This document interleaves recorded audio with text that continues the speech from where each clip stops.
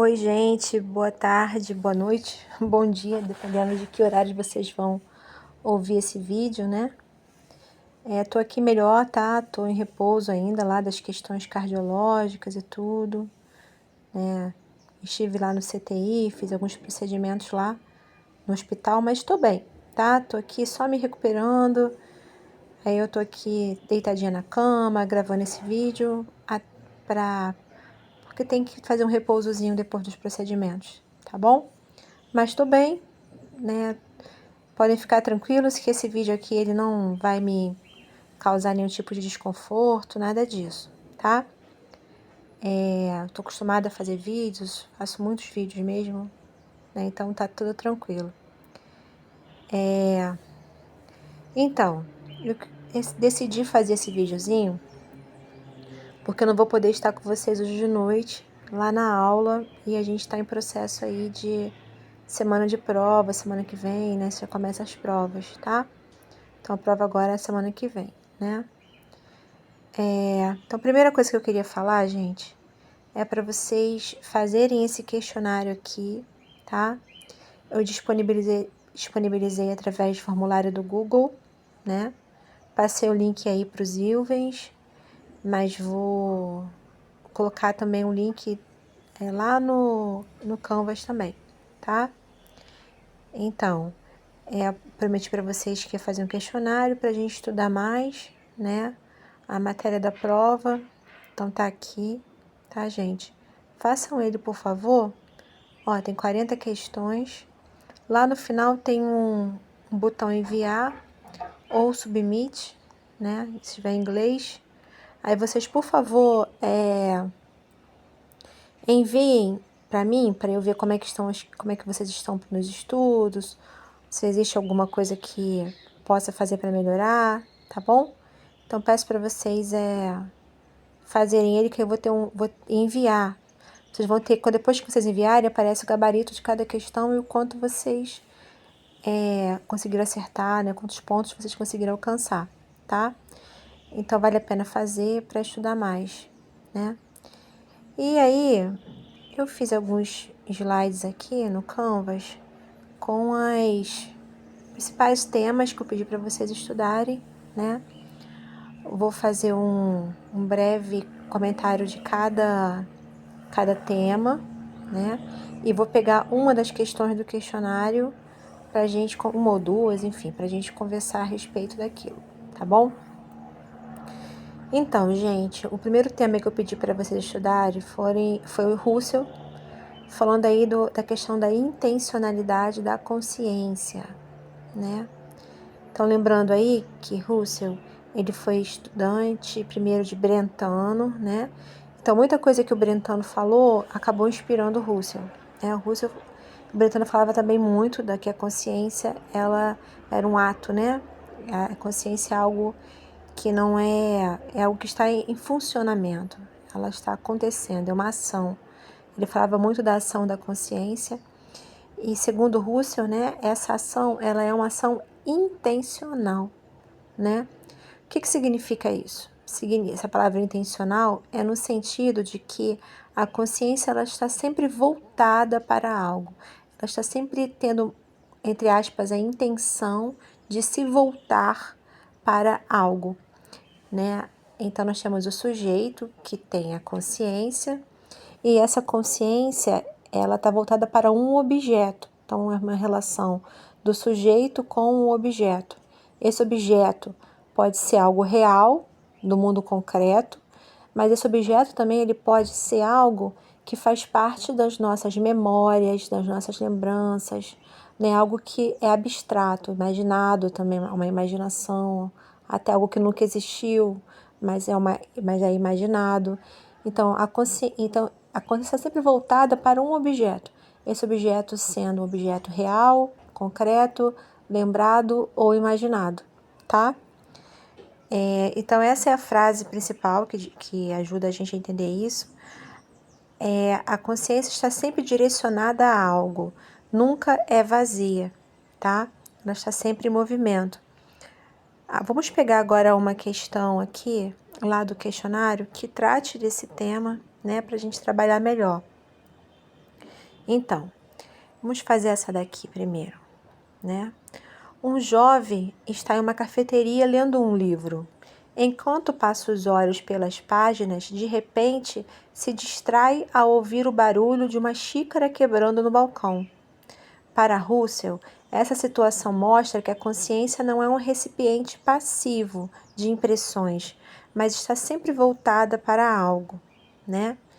Nesse contexto, podemos dizer que a consciência do jovem. Então, o jovem estava lá, passando os olhos de um livro, de repente houve um barulho de uma xícara quebrando e a sua consciência, que estava voltada para o livro, agora ela volta-se para esse barulho que ele ouviu da xícara quebrando, né?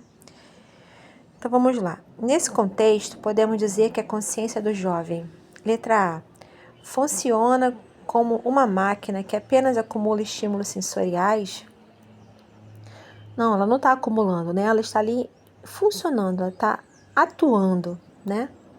Está sempre dirigida a objetos ou acontecimentos, caracterizando sua intencionalidade, né? Foi exatamente isso que a gente falou, né? Que para Russell, a consciência está sempre dirigida para algo, e esse algo é o objeto, né? Permanece isolada em si mesma, sem relação com o mundo? Não, a consciência ela está ali justamente, né, para os filósofos da fenomenologia, a consciência está justamente nessa interação do sujeito com o mundo, né? Só se torna significativa quando interpretada pela ciência natural? Não, isso aí não faz nenhum sentido, né? Ela é significativa com interpretação ou sem interpretação. É incapaz de alterar seu foco de atenção. Claro que é capaz, tanto que aconteceu com um jovem que estava lendo o livro e de repente olhou para um barulho que está lá fora, né? Que no momento eu estou deitadinha aqui e de vez em quando o cachorro late, os passarinhos ficam lá fora e aí eu também desvio a minha consciência para outro foco de atenção. Obviamente, a consciência é capaz de alterar o foco de atenção. Então, com certeza, aí é a letra B essa resposta. Entendem, gente? Nesse exemplo do rapaz, o sujeito, que é o rapaz, né? A consciência dele está voltada primeiramente para o objeto que é o livro. Depois, essa consciência ela se volta para um outro objeto, que é o barulho, o som, né? O som de uma xícara quebrando. Então, nós temos aí a intencionalidade da consciência. Ela sempre está voltada, né? Ela sempre tem uma intenção de voltar-se para algum tipo de coisa que acontece, para algo, ou seja, que a gente está chamando aqui de objeto, tá bom? Vamos agora voltar aqui para Russell, né? Mas agora vamos pegar um outro conceito de Russell, que é o conceito de epoché, né? O que seria o epoché? Algumas pessoas falam hipoqué, tá? Eu gosto mais de epoché. Eu sou brasileira e está em português também, né? Então, assim, o que é epoché? É suspender os juízos sobre a realidade para focar apenas na experiência que está se vivendo. Por exemplo, de acordo com o Russell, né, essa é uma técnica que vai nos ajudar muito a entender o fenômeno tal como ele está aparecendo, sem julgamentos, ou seja, mais no ato representativo de olhar para esse fenômeno e pensar o que está acontecendo ali, né? Por exemplo, o meu fenômeno que está acontecendo agora, eu vou descrever, estou deitada na cama, né, com o travesseirinho, meu cachorrinho está do meu lado aqui, né, na caminha dele, que fica ao lado da minha cama. De vez em quando tem uma varanda aqui perto, de vez em quando eu olho lá para fora, vejo os passarinhos cantando, as árvores, enfim, estou aqui bem, né, estou estabilizada, conversando com vocês através de um vídeo assincrônico, né, mas espero que chegue até vocês. Então, esse é o fenômeno, é o que está acontecendo, é a descrição do fenômeno. Às vezes, na clínica, uma pessoa chega para você e chega nervosa, ansiosa, porque aconteceu alguma coisa errada com ela naquele dia. Então, você pode usar o método Epoché, pedindo para ela descrever exatamente o que aconteceu com ela. Então, ela pode descrever que naquele dia, sei lá, ela trabalha em um banco e ela acabou deixando passar alguma conta e não registrou alguma coisa, e isso pode gerar uma dívida para ela junto ao banco, porque ela trabalha lá e tem que ter esse cuidado, e ela está preocupada de ter dado uma diferença lá no caixa e tal. Então, ela vai descrever exatamente o que aconteceu, o que está acontecendo ali. Você vai observar essa descrição dela, né, a respeito daquilo que está acontecendo, como psicólogo. Então, esse é um método, né, essa é uma técnica muito interessante para o psicólogo, avaliar o fenômeno qual tal ele está acontecendo, sem colocar o seu julgamento ainda na descrição, na avaliação, na observação daquele fenômeno, né? Você poderia dizer para mim, se você não estivesse realizando um repoché, você falaria assim: ela está muito aflita, cansada, desesperada, né? Mas se você estivesse usando o repoché na sua observação, você diria: ela chegou para mim, descreveu o que ocorreu com ela durante aquele dia, né? O coração dela parecia acelerado, ela estava mudando de posição o tempo inteiro, a voz estava alterada. Então, você está avaliando aquilo ali, quer dizer, você está observando aquilo ali sem a avaliação, sem o julgamento a respeito daquilo que está acontecendo ainda. Para quê? Para você compreender completamente e também ajudar a pessoa a compreender completamente tudo que está acontecendo num primeiro momento, sem juízo, né? Como eu prometi, vamos pegar alguma questão de repoché aqui para a gente comentar de Russell. Pera aí, deixa eu achar alguma. Um instantinho. Deixa eu ver se tem mais alguma aqui. Tem bastante de Brentano, mas tem o Poché também. Agora tem a vizinha falando ali, vocês escutaram? A vizinha tá falando bastante alto e o cachorro nervoso. Então vamos lá, para essa questão aqui. Em sala, vimos que Russell propõe a repoché como método central da fenomenologia.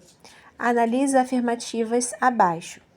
A repoché suspende o juízo sobre a existência do mundo, mas não nega sua presença fenomenológica. Exatamente, né? A repoché, ela tem como princípio suspender o juízo sobre as coisas que acontecem no mundo, né? Mas ela não nega que essas coisas aconteçam, tá? A repoché permite que o filósofo acesse o modo como os fenômenos se dão à consciência, livres de pressuposto. Exatamente o que a gente falou aqui, né?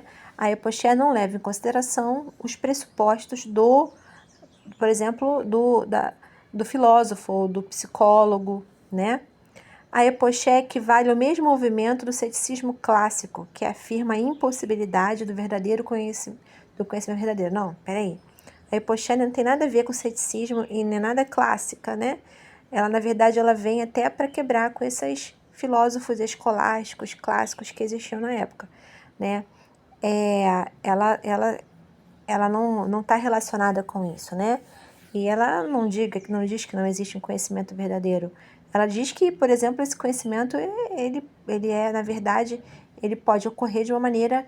A gente pode perceber esse conhecimento de forma diferente, né? Esses fenômenos, a gente pode observar os fenômenos e julgar esses fenômenos de maneira diferente, né? Mas aí não é impossível que os fenômenos existam, é o que está dizendo aqui, né? Então tá errado essa terceira aí. Vê se tem mais alguma outra. Pense um estudante que, ao analisar um objeto cotidiano, decide colocar entre parênteses a ideia de que esse objeto realmente existe no mundo externo, para se concentrar apenas em como ele aparece e se apresenta à sua consciência, né? Então, ele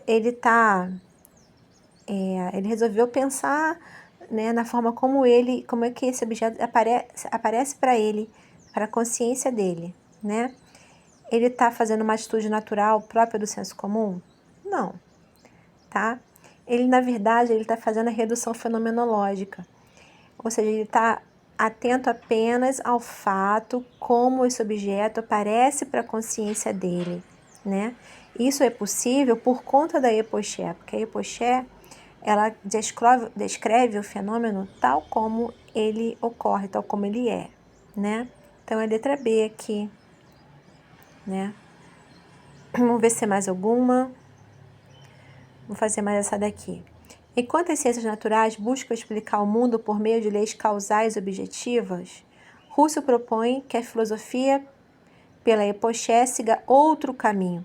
Assim, pode-se afirmar que o objetivo da Epoché é descartar qualquer análise científica para manter a neutralidade, qualquer análise subjetiva para manter a neutralidade científica, permitir acesso a estruturas essenciais da experiência sem pressupostos prévios, demonstrar que a consciência é incapaz de alcançar qualquer verdade sobre o mundo, afirmar a primazia da explicação físico-natural sobre a vivência subjetiva, reduzir o conhecimento apenas àquilo que pode ser medido e quantificado. Não, né, gente? Então, assim, o mais importante da característica do fenômeno, da técnica de Epoché é a questão da gente não ter pressupostos prévios, não usar juízos prévios. Então, aqui é a letra B, né? Permitir acesso às estruturas essenciais da experiência sem pressupostos prévios, né? A gente não vai descartar a análise subjetiva, como está sendo feito na primeira. A gente só vai entrar em contato com a experiência tal como ela está acontecendo, sem pressupostos prévios, tá bom? Vamos voltar aqui, né? Já falei bastante de Russell. Agora vamos para um próximo filósofo, que é o Nietzsche, né? O Nietzsche, eu pedi para vocês estudarem bastante o niilismo. O que é o niilismo, né? Tá, como está escrito aí, é o vazio de sentido que surge quando os antigos valores perdem validade. Né? Nietzsche, ele observou na época que ele vivia, né, que alguns valores as pessoas se prendiam muito a alguns valores. Hoje em dia acontece isso ainda, né? Mas ele percebeu, por exemplo, que as pessoas se prendiam a valores morais. Ele falava da moralidade, ele era também contra a metafísica, né? E também contra até inclusive a religião. O que a religiosidade faz? A pregação do bem e do mal, né? Então, assim, ele achava que a gente tinha que abrir mão da metafísica, da moral e da religiosidade e transformar as coisas, transformar a nossa experiência com o mundo através daquilo que é próprio da gente mesmo, né? Então, mas o que acontece quando a gente abandona tudo isso? Acontece essa sensação de vazio, né? De sentimento de vazio, tá? Então, Nietzsche falava desse vazio, né? Quando a gente rompe com os valores, quando esses valores se perdem, quando a gente rompe com os valores. E esse niilismo, ele poderia levar a dois caminhos diferentes, um caminho onde a pessoa ela se fecharia completamente para as experiências do mundo, ou um caminho mais de transformação, que é o caminho mais adequado, onde a pessoa ia tentar entender, criar os próprios novos valores, não ficar preso aos valores externos impostos, ela ia pensar nos seus próprios valores. Vamos pegar algumas questões aqui, tá? De Nietzsche, de niilismo, deixa eu ver se eu acho. Peraí, achei uma aqui de Nietzsche.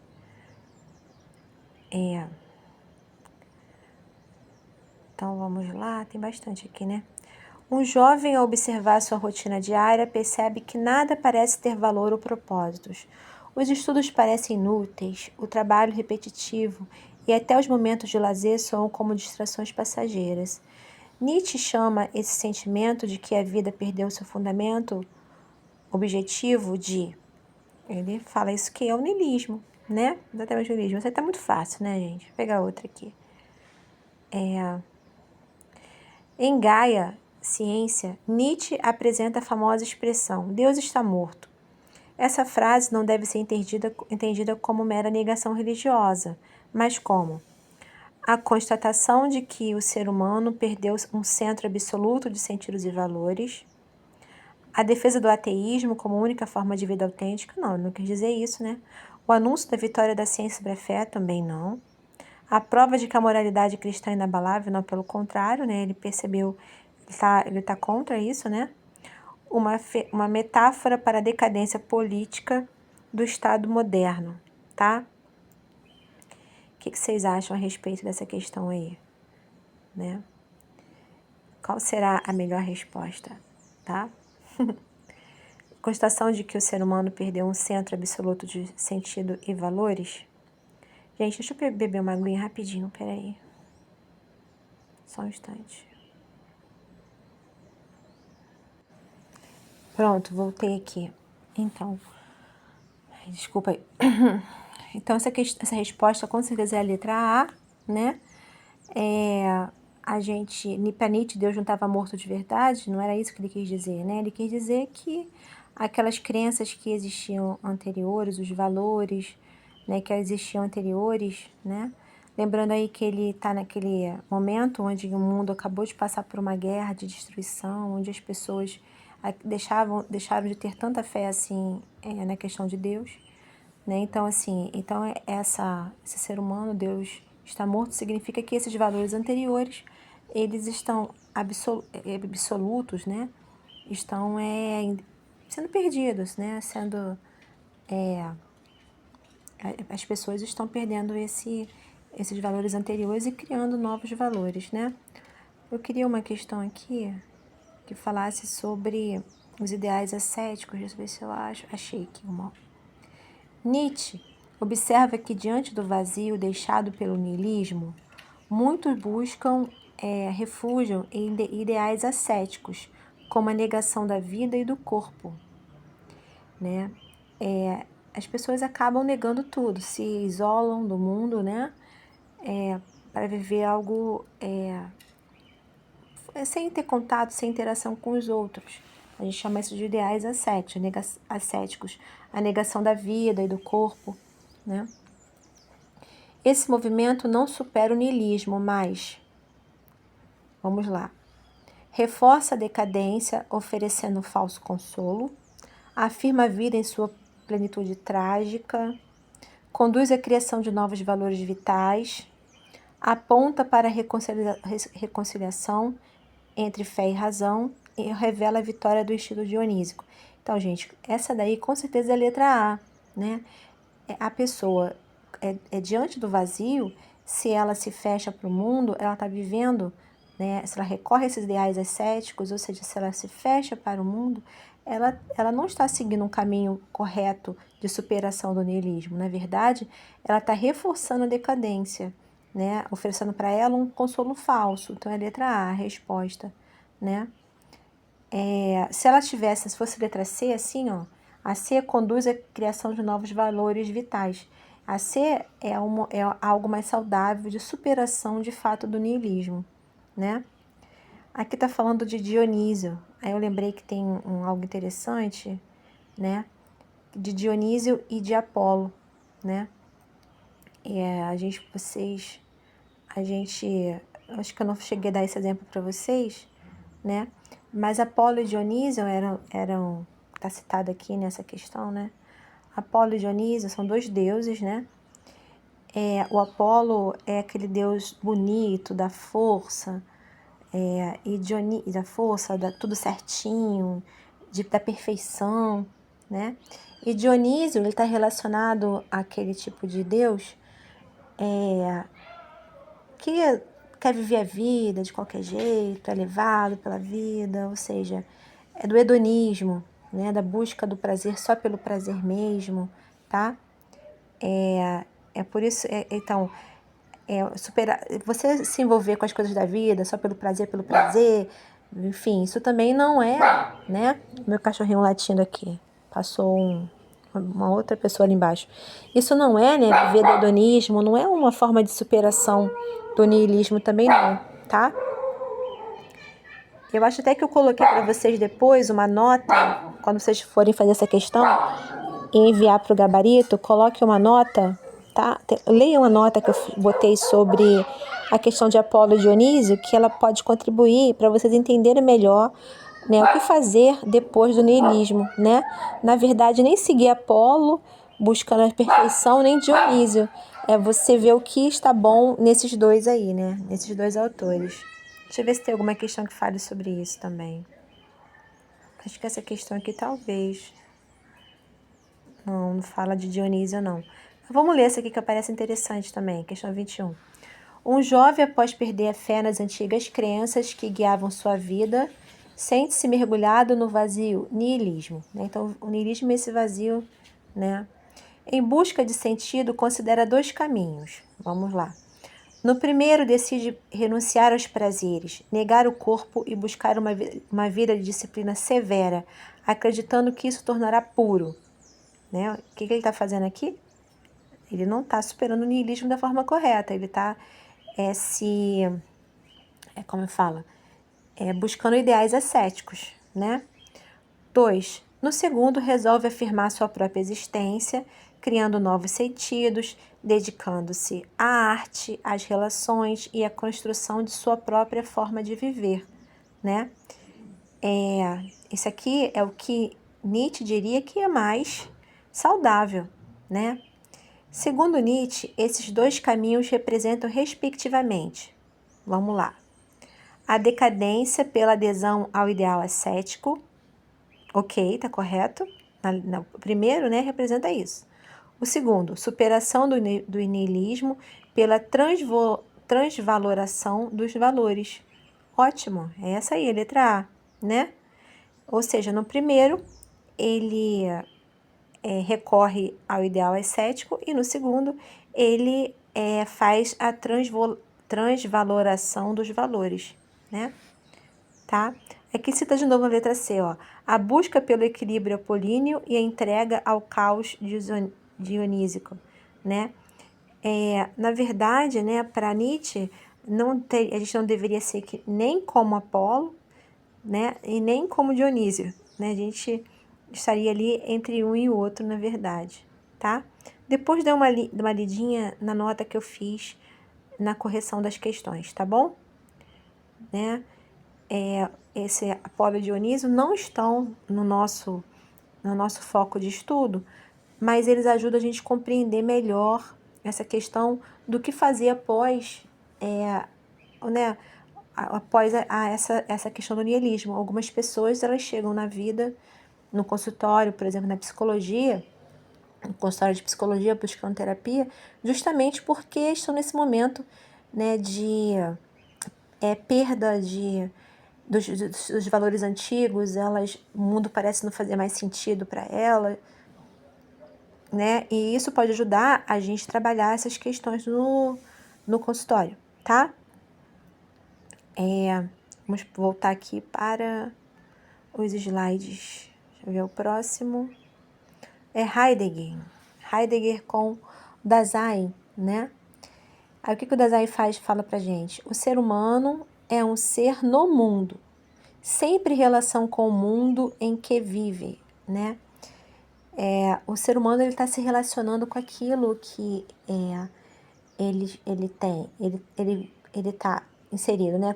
Com aquele contexto no qual ele está inserido, né? Nós não somos seres descontextualizados, nós somos contextualizados temporalmente, regionalmente, ou seja, tanto no espaço quanto no tempo. A gente está contextualizado, né? A gente não está solto nesse mundo. Quer dizer, a gente é solto nesse mundo, assim, nós somos largados no mundo, né? A gente vai ver depois esses conceitos, a gente também falou sobre os conceitos nas aulas, né? Mas a gente meio que nasce, né, num contexto no qual a gente não consegue controlar muito isso, né? Por exemplo, eu nasci num contexto de uma família que era católica, né? Então, no início, depois eu posso fazer minhas escolhas, mas lá no início eu era uma família católica do Brasil, na região da Baixada Fluminense, né? Eu nasci em São João de Meriti, gente. Não sei se vocês conhecem, mas lá no hospital chamado Santa Terezinha de Jesus, lá perto da Praça da Matriz de São João de Meriti. Então, assim, no Rio de Janeiro, na Baixada Fluminense, né? A gente tem um contexto, né? A minha família era uma família religiosa, católica, pessoas muito simples, né? Humildes. A gente morou numa comunidade, morava numa comunidade, ali na Pavuna, bem na divisão com São João de Meriti, que é São Mateus, né? No bairro de São Mateus e São João de Meriti, ou seja, a gente está dentro de um contexto, a gente nasce, né? A gente não, eu poderia ter nascido, sei lá na Europa, lá em Paris, né? Sei lá, ou em um outro contexto, não falaria português, eu falaria francês, né? Se eu tivesse nascido em Paris, lá na França. Então, a gente teria aprendido outras coisas, né? Então, apesar disso tudo, né? Eu nasci na Baixada Fluminense, mas num local muito pobre, muito humilde. Mas aí também meus pais gostavam muito do estudo, eles eram pessoas que valorizavam o estudo. Logo, esse contexto também foi importante para mim. A gente vai criando a nossa história, mas a gente não está desvencilhado do contexto em que a gente foi colocado nesse mundo, né? Eu não nasci em 1870, eu nasci no ano de 1977. Temporalmente, eu também faço parte dessa sociedade do ponto de vista temporal também, né? Então, o Dasein é mais ou menos essa ideia de que nós somos um ser no mundo e que a gente vive nesse contexto, sempre se relacionando com esse mundo. Vamos ver se a gente pega algumas questões aqui que tratam desse conceito do Dasein. Deixa eu ver. Aqui achei. Em um seminário, uma professora comenta: o Dasein não é simplesmente um sujeito isolado que pensa o mundo de fora. Ele é ser no mundo, já está imerso em relações, projetos e possibilidades antes mesmo de refletir sobre isso. Com base nessa explicação, podemos afirmar que, para Heidegger, o ser humano é um observador neutro que contempla a realidade à distância. Não, ele está imerso nessa realidade. A condição fundamental do Dasein é ser no mundo, inseparável do seu contexto. Perfeito. O Dasein só existe verdadeiramente quando alcança o conhecimento científico. Não, nada a ver. Conhecimento científico, né? Mesmo que a pessoa, né? Dasein é uma pessoa, é um ser. Mesmo que o Dasein é um ser no mundo, né? Mesmo que essa pessoa não alcance o conhecimento científico, ela vai continuar existindo. O ser humano é, em essência, uma substância imutável. Não, também não. Nós mudamos, nós estamos num contexto, mas a gente vai se construindo. O mundo é apenas uma ilusão criada pela consciência. Também não, né? O mundo, ele existe. A gente está ali interagindo com esse mundo, né? Tá? Uma outra questão do heideggeriana do Dasein é também a questão da finitude, né? Leia as afirmativas a seguir sobre a análise heideggeriana do Dasein. O Dasein vive no tempo e sua existência é marcada pela finitude. Isso é interessante, gente. Né? A finitude, né, é também um marco desse ser que está no mundo. Porque a gente sabe que a gente vai morrer. Né? Todo mundo sabe que a gente vai morrer. Né? A gente às vezes até esquece um pouco, mas existe isso. Então a gente precisa viver as coisas que estão no nosso redor, né? No nosso mundo. Então essa questão do Dasein, ela é forte quando a gente pensa nisso. Então, por exemplo, vou dar o meu exemplo. Acabei de passar por essa questão de saúde, né? E entrar em contato direto com a minha finitude, né? Porque quase um ataque cardíaco mata uma pessoa, né? Então, assim, aí eu vejo que eu tenho uma doença, que é uma doença crônica.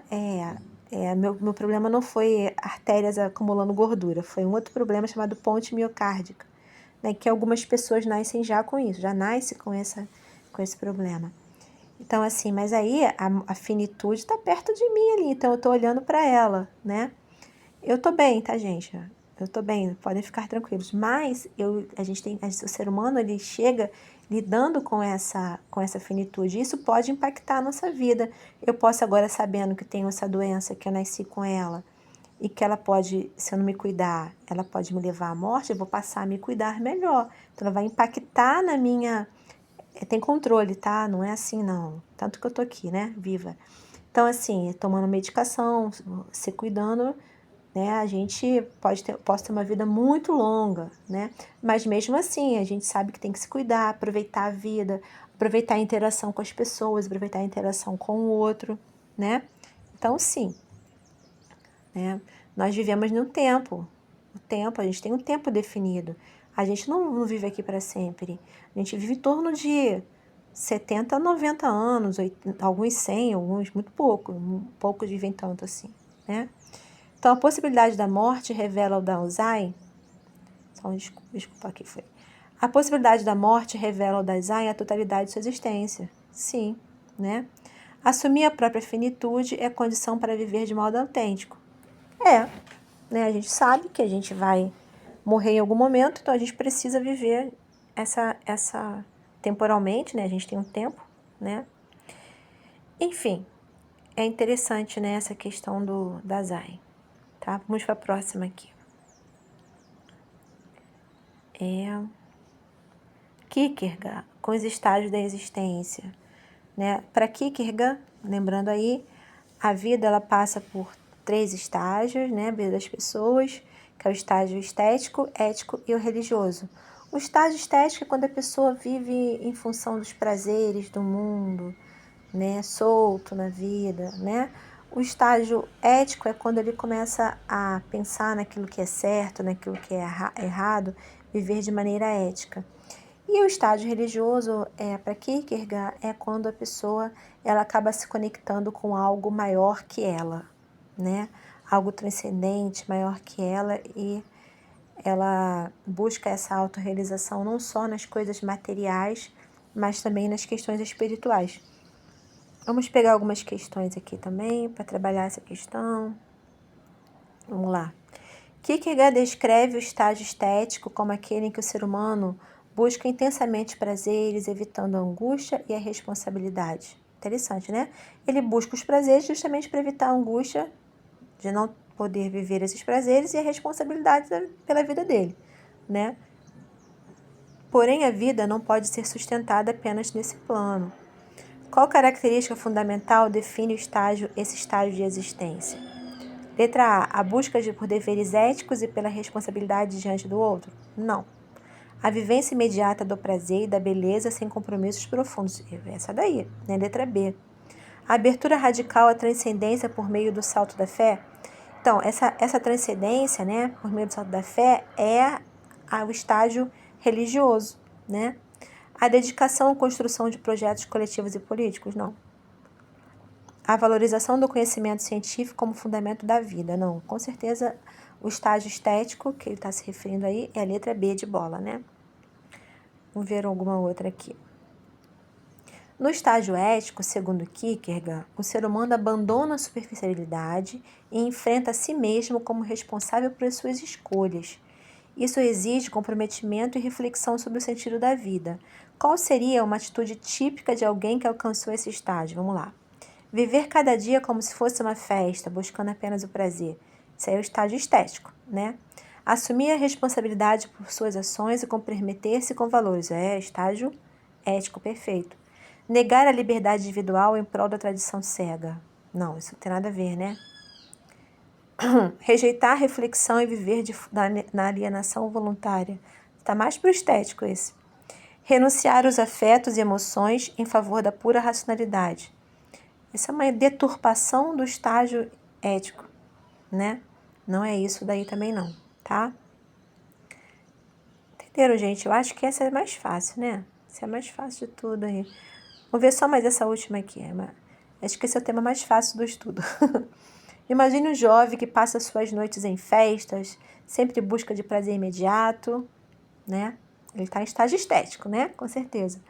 Mas, que ao envelhecer, começa a se preocupar com a responsabilidade de suas escolhas. Então, ele está envelhecendo, agora refletindo sobre justiça, trabalho, família. Esse é o estágio ético dele, né? Algum tempo depois, diante de uma crise pessoal, ele percebe que a razão não basta, que somente uma entrega incondicional a Deus poderia dar sentido à sua vida. Ou seja, ele está agora se conectando com algo maior que ele, que é Deus. Então, isso aqui é o estágio religioso, né? Então, a gente está passando aí, letra A, né? Estético, ético e religioso, tá? Ok, gente, eu acho que esse tema já foi bem trabalhado. Vamos para o próximo autor porque esse vídeo tá ficando enorme. Vamos lá. Brentano e atos da consciência. Esse assunto também é simples, né? Tranquilo, né? Os atos de representação, juízo e fenômenos afetivos. Então, assim, o ato de representação é quando você apenas olha para algo, vê o que ela representa, sem julgamentos, sem querer gostar disso ou não, né? O julgamento, a análise, né, da situação, dizendo se aquilo é bom ou é ruim, chegando a uma conclusão a respeito daquilo, já é um ato de juízo, né? E existe também o ato de emoção, também chamado ato de fenômenos afetivos, ou ato de amor e ódio, tá? É aquele onde a pessoa ela vai querer, ela se afasta daquilo ou ela se aproxima daquilo, tá? Vamos pegar alguma questão para falar sobre isso aqui também, né? Deixa eu ver se eu encontro alguma. Acho que tá falar mais para cima. Peraí, que eu botei fora de ordem aqui. Aqui, Brentano, achei. Um estudante entra em uma biblioteca silenciosa. Primeiro, ele vê uma estante cheia de livros coloridos. Ele só vê, né? Os livros. E de repente, ele em seguida pensa: esses livros estão bem organizados. Isso já está analisando, já está julgando, já está chegando a uma conclusão sobre a distribuição daqueles livros. Logo, sente entusiasmo por poder estudar. Agora ele está o quê? Se aproximando, está sentindo uma emoção ali afetiva. Eu falo: agora eu vou estudar, estou feliz, quero estudar, né? Então, o primeiro ato é um ato de representação. Ele só vê os livros coloridos. Depois ele faz um juízo, ele observa e julga que aqueles livros estão bem organizados. Depois ele decide estudar, ele se aproxima daquilo com entusiasmo. É um ato de emoção. Então a letra B, né? Representação, juízo e emoção. Ok? Então, gente, acho que esse tema aí também está trabalhado. Vamos fazer mais uma questão, né? Parece que foi rápido demais, vamos fazer mais uma questão. Brentano classificou os atos psíquicos em 3 categorias: representação, juízo e atos de amor, ódio, afetivos ou volitivos. Considerando essa distinção, analise as afirmações. Ao imaginar a voz de um amigo distante, realizamos um ato de representação. Se a gente está só imaginando a voz desse amigo distante, né, a gente está falando aí só de uma representação, a gente não está fazendo nenhum juízo a respeito disso, só está representando dentro da nossa mente, né? Ao afirmar que um filme foi emocionante, realizamos o estado de juízo, né? Realmente, a gente está analisando o filme, está julgando o filme, está falando, poxa, esse filme é bom, é emocionante, eu chorei no filme, né? A gente está avaliando, analisando, julgando, chegando a uma conclusão a respeito do filme. É um ato de juízo. Ao sentir medo antes de uma apresentação pública, realizamos um ato afetivo de amor-ódio. Também é verdade, né? A gente quer se afastar daquilo ali, né? A gente tá com medo, a gente quer se afastar daquilo, né? Então, assim, gente, a dica para diferenciar o juízo de amor e do ódio, né? Do ato de juízo, do ato de amor e ódio é a seguinte: se existe ali um desejo de afastamento, ou um desejo de se unir àquilo ali, é amor ou ódio, né? Então, na verdade, essas 3 aqui estão corretas, tá? Ok? Quando prioritariamente a gente tiver aí um julgamento, uma análise e um julgamento, né? Nós temos um ato de juízo. Ela julgou o filme e julgou que o filme era emocionante, ok? Ela não disse se gostou ou não do filme. Se ela diz assim, eu gostei desse filme, esse filme é bom, eu quero assistir mais vezes, eu gostei do filme. Aí a gente pode dizer que é um ato de amor ou ódio, né? Ok? Tá. Vamos pegar esses outros 3 aqui, né? Acho que também fala sobre isso, ó. Durante uma conversa em exposição de vários tipos de arte, uma pessoa relata 3 experiências diferentes. Olha aquele quadro naquela parede. Só olhou. Representação. Fiquei com uma forte admiração por esse quadro. Ou seja, agora ele gostou do quadro. Ele quer se aproximar desse quadro, porque ele gostou desse quadro. Aí tá falando de um ato de amor ou ódio, né? De amor nesse caso, né? É um quadro... Ele é um quadro... Esse quadro muito bem pintado, tem um errinho aqui, né? Ele é um quadro muito bem pintado. Nesse caso, ele está avaliando, analisando o quadro. Então, a gente está aí no ato de juízo, ok? Vamos pegar mais agora aqui um novo tema de Sartre, né? Tá ficando bem longo o vídeo, tá, gente? Tá aí com 45 minutos, mas tem problema não, né? Ouçam na velocidade 2, né? Ou então ouçam devagarinho mesmo para estudar. Sartre, liberdade, autenticidade e má-fé. Então, a frase aí que foi colocada para a gente entender isso. Somos livres para escolher uma vida autêntica, mas podemos nos enganar fugindo dessa liberdade. A gente pode fazer isso sim, às vezes a gente foge, né? O não escolher é uma escolha. Então, Sartre fala que a gente tem nossa liberdade radical, ou seja, nós somos livres, tá? Isso gera até angústia, né? O fato da gente ser livre, né? É claro que Sartre também fala da factualidade, ele concorda com o que a gente falou sobre o Dasein, né, de Heidegger. Ele só vê esse Dasein de uma maneira um pouquinho diferente, mas ele concorda com isso. Nós estamos dentro de um contexto temporal e local, ou seja, espacial. Ele chama isso de factualidade, inclusive, né? Porém, dentro dessa factualidade, nós temos a liberdade radical de escolher o que nós vamos fazer com as coisas. A gente primeiro existe, depois a gente vai construindo a nossa essência, né? Então, a gente é colocado nesse mundo e a partir dessa nossa colocação no mundo, já dentro de um contexto, a gente vai escolhendo os caminhos que a gente tem a liberdade de ir percorrendo os caminhos que a gente escolhe, tá? Viver de maneira autêntica é saber que você tomar as rédeas disso daí, ou seja, você se torna um ser singularizado, você vai lá e escolhe o seu caminho, você tomou as rédeas e está vivendo agora de uma maneira autêntica. E a má-fé é quando a gente finge não escolher, finge que a gente não pode escolher nada e acaba sendo carregado pelo mundo e pelas escolhas dos outros, né? A gente escolhe que o outro escolham, que a sociedade, que o mundo escolha pela gente o que a gente quer. Por que a gente tem que fazer? Porque a gente não quer assumir as responsabilidades das nossas escolhas. Toda vez que a gente escolhe um caminho, a gente renuncia a outro caminho. E todos os caminhos que existem coisas boas e ruins pra gente, né? Então, a gente não quer assumir a responsabilidade também das coisas ruins que estão associadas aos caminhos que a gente acessa, entendeu?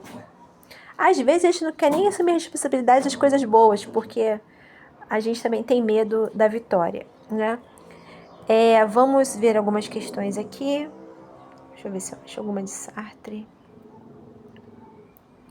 Cadê? Tem Nietzsche. Acho que Sartre tá lá pro final. Heidegger. Deixa eu ver aqui se eu acho Kierkegaard de novo. Merleau-Ponty. Cadê Sartre, gente? As últimas mesmo? Merleau-Ponty. Aqui, Sartre. Durante uma entrevista de emprego, meu cachorrinho tá latindo bastante aqui. Durante uma entrevista de emprego, um candidato se apresenta como alguém que não tem escolha a não ser aceitar qualquer trabalho, mesmo que não corresponda aos seus interesses. Para Sartre, essa postura exemplifica a vivência autêntica da liberdade humana? Não, ele está dizendo que não tem outro jeito, não tem escolha, né? Então ele não está vivendo de maneira autêntica. A aceitação consciente das responsabilidades pela escolha? Não, ele não está nem aceitando, né? A má-fé, isto é, a tentativa de negar a própria liberdade. Isso, né? Ele diz que não tem escolha, ele fala que não tem jeito, só pode aceitar aquilo tudo porque ele está tentando negar a própria liberdade, dizer que não existe liberdade. Existe, ele pode aceitar ou não, né? Mas ele fala que não tem escolha e aceita, né? Ele está tentando não arcar com a responsabilidade da escolha dele. O determinismo biológico que condiciona as decisões, não, para Sartre não existe isso.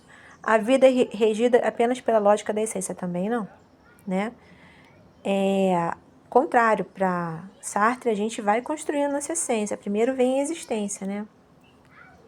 Então, letra C, a má fé, né? A má fé é justamente isso, é quando a gente acaba negando a nossa própria liberdade. Deixa eu ver se tem uma outra falando sobre isso aqui. Deixa eu ver aqui, ó.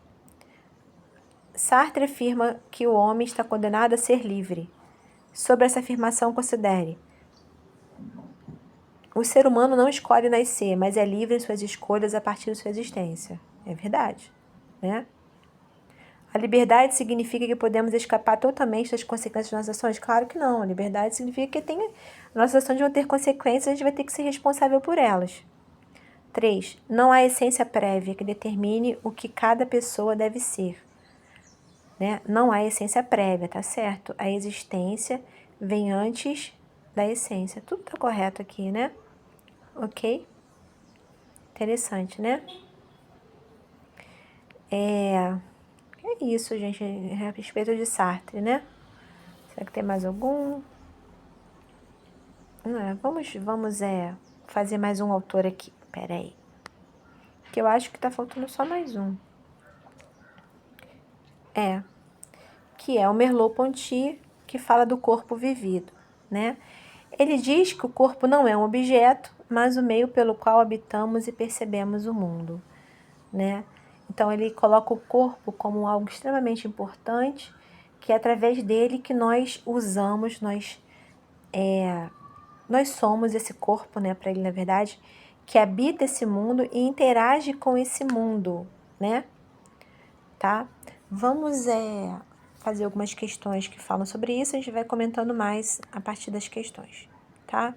Tem várias aqui de Merleau-Ponty, deixa eu ver aqui, achei uma. Uma criança, ao aprender a andar de bicicleta, não precisa calcular forças e ângulos de forma abstrata.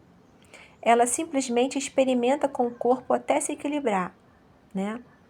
Para Merleau-Ponty, esse exemplo indica que, tá vendo? Ela vai lá e anda, ela vai mexendo o corpo de um lado para o outro até ela encontrar o ponto de equilíbrio e consegue andar de bicicleta, né? Então, esse exemplo indica que a percepção é um dado automático, independente da experiência corporal, que nada, ela está ali no corpo se mexendo, não é independente, né? Ela está ali no corpo se mexendo e fazendo os movimentos para tentar buscar a equilibração. Nem está buscando a lógica abstrata disso, ela está interagindo ali com aquele meio. A relação comum é mediada pela consciência abstrata e lógica? Não, ela não precisa calcular, ela só vai e anda. O conhecimento verdadeiro só se dá pela matemática e não pela vivência assinada. O corpo dela está vivenciando aquilo ali, né? Letra D. O corpo é um saber silencioso que estrutura a percepção e ação no mundo. Perfeita essa, hein? Né? A letra E fala que a criança não percebe. Como não? Ela está percebendo as coisas ali. Ela não está reagindo só mecanicamente, ela está percebendo as coisas acontecendo ali, né? Então, o corpo é um saber silencioso, letra D, né? Vamos ver mais alguma aqui que tenha dele. Cadê? Uma professora pede que seus alunos descrevam uma pintura famosa. Enquanto um comenta as cores, outro fala da sensação de movimento e outro das lembranças que a obra evoca. Merleau-Ponty diria que a percepção é neutra e igual para todos, independentemente da experiência. Claro que não, nesse exemplo a gente vê, né? É uma mesma obra, uma pintura famosa, e cada pessoa vai perceber, ou seja, a percepção é um ato do corpo.